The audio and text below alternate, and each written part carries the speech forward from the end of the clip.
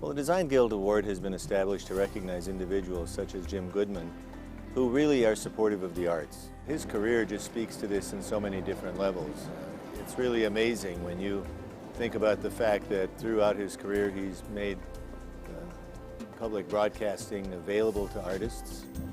We hear about artists who otherwise could not be heard in a national venue. They're able to perform their work. He's been a responsible citizen in the development of new projects in Durham and really creative work at American Tobacco.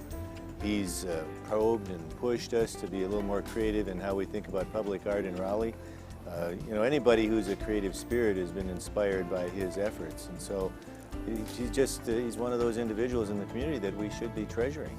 Jim Goodmon is a veteran booster of this region, and I think he understands the central importance of the arts in the lives of people who live here. He's always thinking of things to make happen, and his vision and his ability to get involved, to make things happen, it's just extraordinary. He's always advocating for special exhibitions being presented at the Art Museum, or a new opera that's being presented, or what the symphony is doing. You know, this really gets his blood going. And if it's something big and exciting and moves things along, then he'll put all the force of his business behind what is a not-for-profit gesture. The man can see things before they happen. You know, for prime example is American Tobacco. He used to drag us over here for those employee anniversaries, and we would be crawling through old buildings, dilapidated buildings, and he was going, "This is going to be great, this is going to be great." And we're all going, "Yeah, right." But just seeing all of that come to fruition is just great, because, you know, we had no idea what he was seeing because we thought he had lost it. But seeing all this come together, that's the kind of visionary that he is. He could see this. He could see how great American Tobacco would be for the community.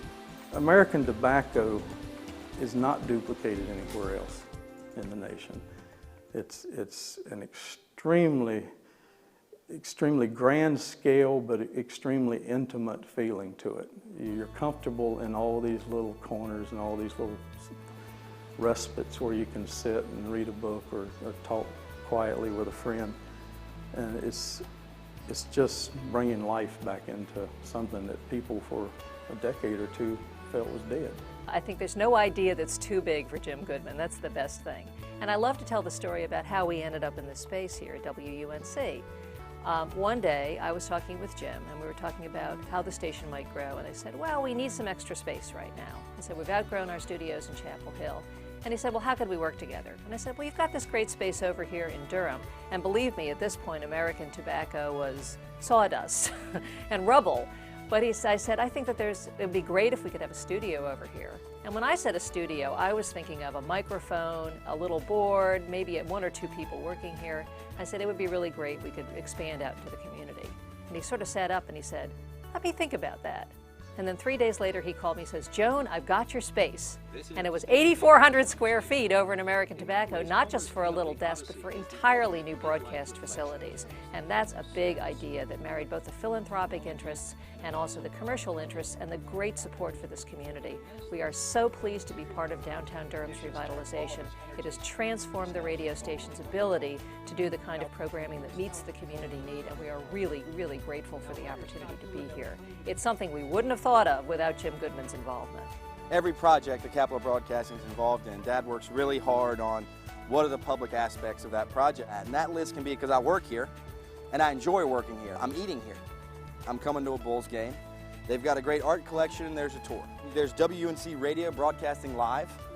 There's all those great aspects, and it's Dad's vision that pulls all that together. Well, you know, he got started with his grandfather. Mr. Fletcher had the vision to put the gardens there and provide such a beautiful oasis. I call it an oasis, you know, right in the middle of the growth and right in the middle of the city.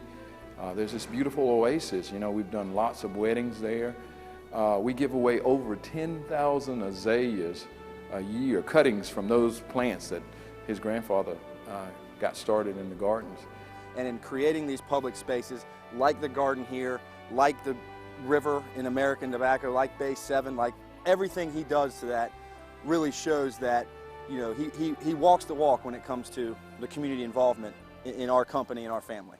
He's a great big heart wrapped up in an adventurous soul with a couple of tablespoons of kid thrown in for good measure and fun. It seems that Jim is ahead of us all by at least a decade or two in terms of his thinking. I think the man never sleeps. I think he's thinking of the next idea. You know, you can't figure it out at the moment, but 10 years from now, or 5 years from now, or one day you'll be sitting there and you'll go, I know why we did that. If in the process of thinking with his hands and pacing around and thinking hard on a project, we talk through something and realize that that's just not workable, he understands that. But he understands it with the caveat that we need to talk and pace some more and come up with another great idea. It's been a very exciting thing from my standpoint to watch Jim get hooked on preservation.